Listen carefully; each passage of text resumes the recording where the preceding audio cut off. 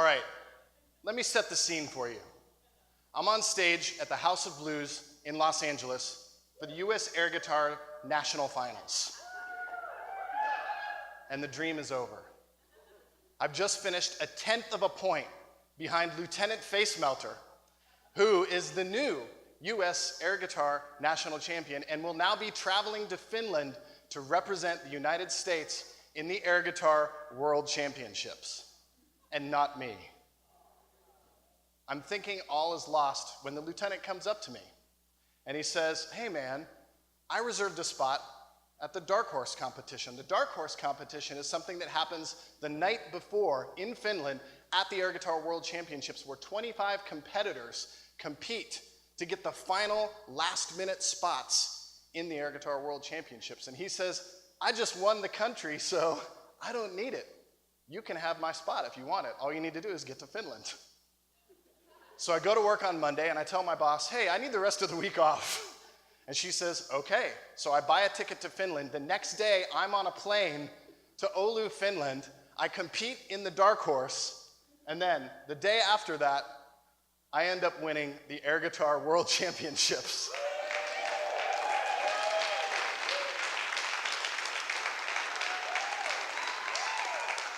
Have you ever been so singularly focused on a problem that you couldn't see through it? This is the true story of the biggest creative challenge of my life and how I overcame it, which was process and revelation.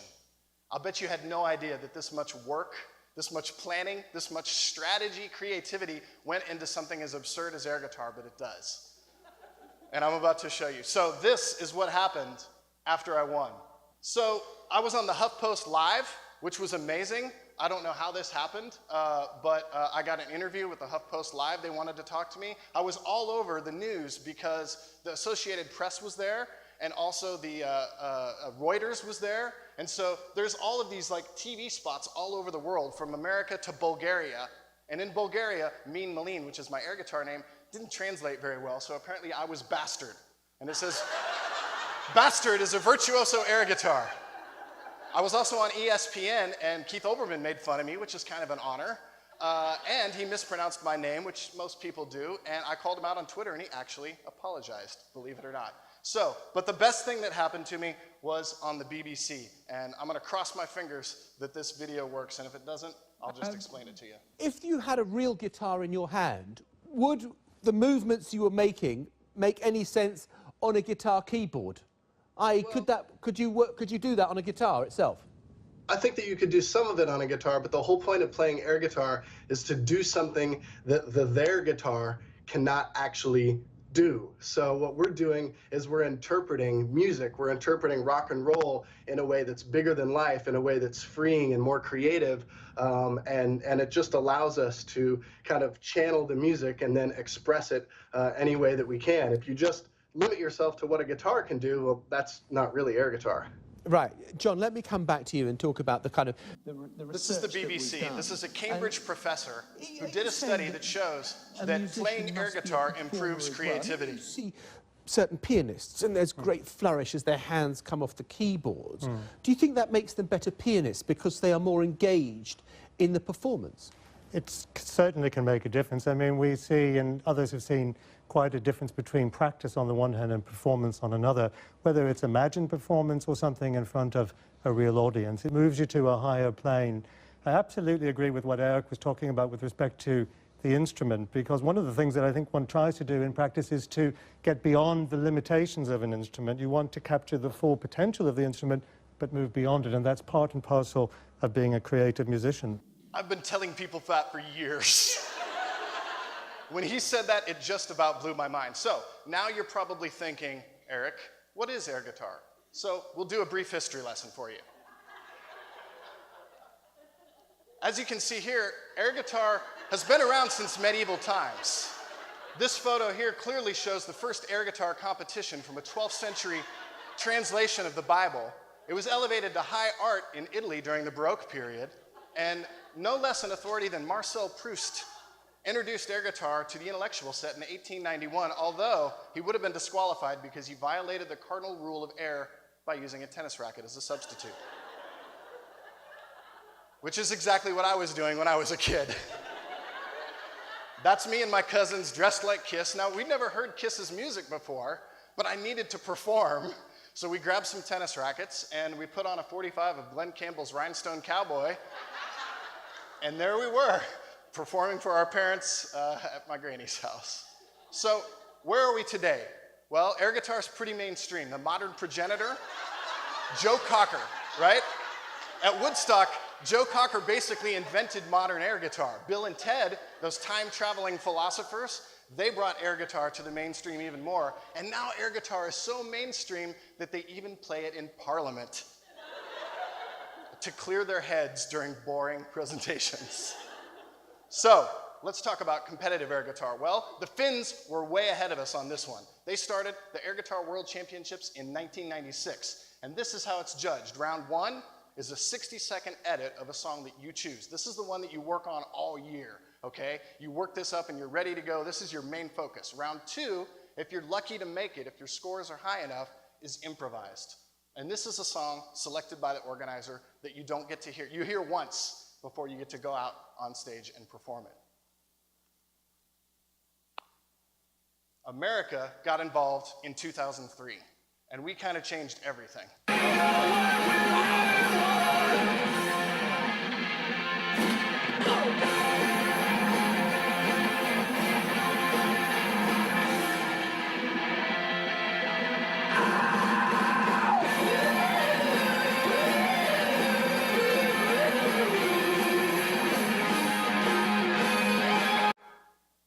That's 2008 Air Guitar World Champion Hot Licks Houlihan, and he was one of the main inspirations for me. Did you see that bow and arrow move? I mean, he is going beyond what a real guitar can do, right? What happened in 2003 was C. Diddy took the World Championship by storm. And he was a guy from America with his Asian Fury technique who just came in and stormed them over. From 96 to 2003, nobody from America had ever been on there before. Air guitar.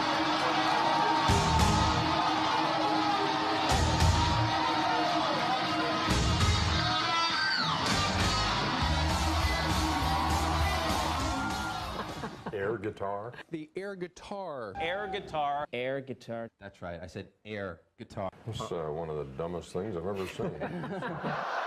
Very common, very common. You should see the YouTube comments on my videos. I have really thick skin at this point. But the thing is they made a documentary about this called Air Guitar Nation. It came out in 2006. I didn't see it until 2009. I didn't even know competitive air guitar existed. I've been doing it all my life. I would have been in a lot sooner. So immediately I went to work and I started researching. So step one was to find out how much air guitar had grown in the meantime, and that's where Hot Licks' video came in. I was online, I was looking at YouTube videos of other people, and I found Hot Licks. So step two, ideation and creation. Now, what I had to do is come up with a song. So I picked a song by Megadeth, because when I was a kid, that was my record. Peace sells, but who's buying? Urgh. And then I figured, well, this is very metal, so I have to come up with an identity. So I came up with Mean Melin, which serves two purposes. One, it lets everybody know I'm going to be mean and when I do air guitar, and I'm not, because I'm kind of a smiley person otherwise. And the other purpose was Mean Melin rhymes, so nobody will ever mispronounce my name again. Of course, that didn't happen. In 2009, Bjorn Tarok introduced me on stage, and he said, Mean Melin. So right away, but this is actually my brainstorm list, and you know, when this video comes out later, I'll let you peruse, but it's pretty funny. Most brainstorming lists don't look like that. So,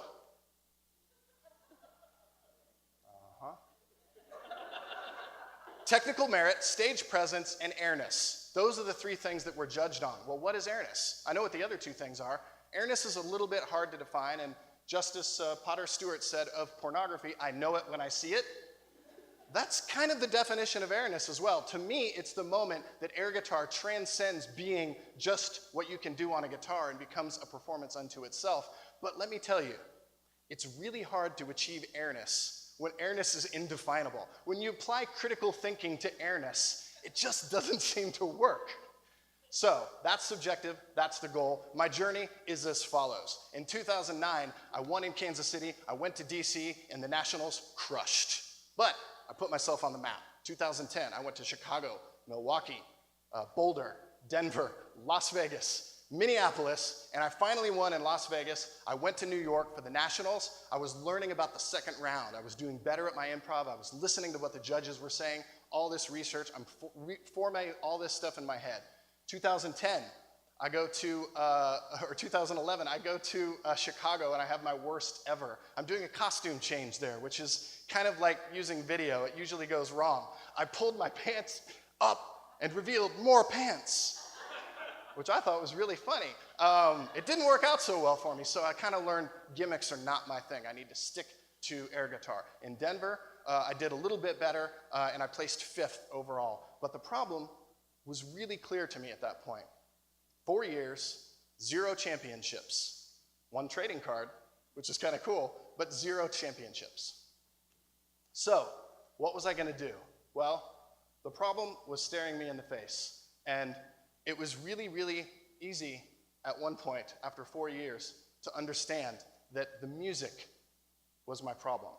I had all these great, amazing ideas of what I could do with the air guitar, but there wasn't a song out there that could match what I wanted to do in 1 minute. And then it hit me. After 4 years of process, after 4 years of tunnel vision, it hit me. And it's about to hit you. It really is. Reverse engineering. I had to reverse engineer the air guitar routine. Why pick somebody else's song when I can create a song myself that matches the movements that are in my head? So I got with my friend Doug, who plays guitar. I'm a drummer. I have no idea how to play the guitar. And I decided we were going to write a song together. I got out my cell phone and I'm like, recording into my cell phone and sending him that, and we're collaborating via email on this song. We work it out second by second by second. We finally have a minute of amazing awesomeness that matches up with all the moves I had in my head. We go into our friend's garage studio. I track the drums, he tracks the guitar, and we have the perfect air guitar song. It was kind of amazing how it all came together. Now, I have complete freedom. So, you guys want to see the routine?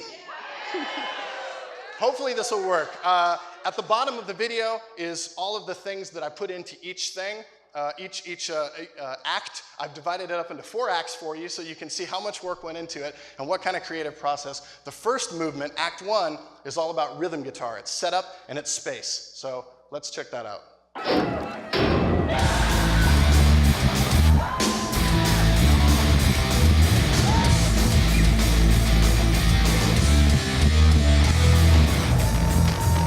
Reveal something new. They didn't know I had long hair until then. Right? That's why I was wearing the hat. Very strategic. So, that's Act 1. Now, in the second part of Act 1, we're going to go to the solo. This is all technical merit, okay? But it's also the first signature move. And it's the one that I described earlier, which is about taking the guitar, throwing it around, and then catching it with a sound effect. So, that's all in Act 1, Part 2.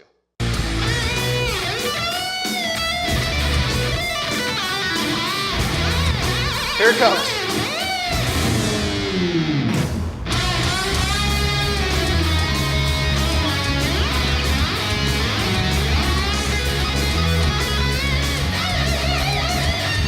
Yeah, that's my Brad Gillis lick.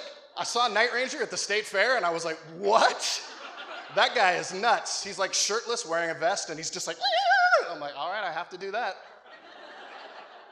All right, the next part, this is the one that sealed the deal for me, okay? When I said before that you need something different, this is different. This is forward and backwards air guitar, inspired by when I was a kid, I used to play records backwards.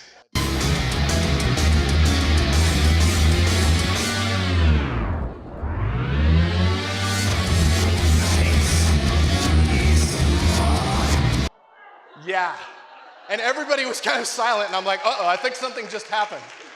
The great thing is that's actually me overdubbed on it talking backwards. I don't know. We just had to put that in there. So now we're going to go to the last one, and this is the key move. This is the big build up to the second climax. You have to end big, and this is how I decided to end my 1-minute routine at the Air Guitar World Championships.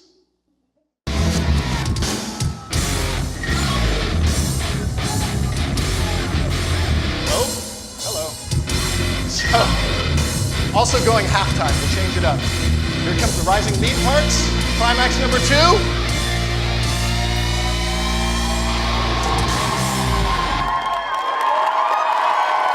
And that was it.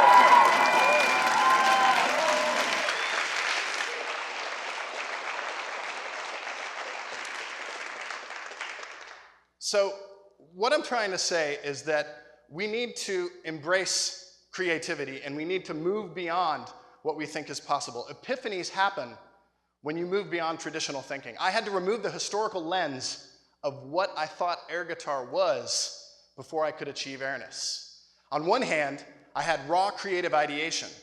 On the other hand, I had the restrictions of a competitive air guitar performance, and only when I was able to connect the two was I able to solve my problem. Zach Monroe is a great air guitarist, 2001, 2002 air guitar world champion, and he has this quote that I really, really love. It's about air guitar, but it's really about creativity. And what Zach says is that it's absurd and it's only limited by what surrounds it, okay? It's kind of intangible. And again, talking about air guitar, but thinking about the fact that you can steal somebody's cell phone or you can steal somebody's car, but you can't steal somebody's invisible. Think about the creative problems that you face every day. They're not invisible, they're very real. And you have a their guitar, right? We have a their guitar, and we think that only this is possible, and it's limiting our creativity. We need to learn to embrace absurdity, go outside the box. And if Professor Rink was up on the screen, there he is, he would tell us himself, in order to achieve airness, you need to be your best creative self, and you need to move beyond the limitations of the their guitar. So lastly, Professor Rink and I challenge you and implore you, embrace absurdity, be your best creative self, and achieve airness. Thank you.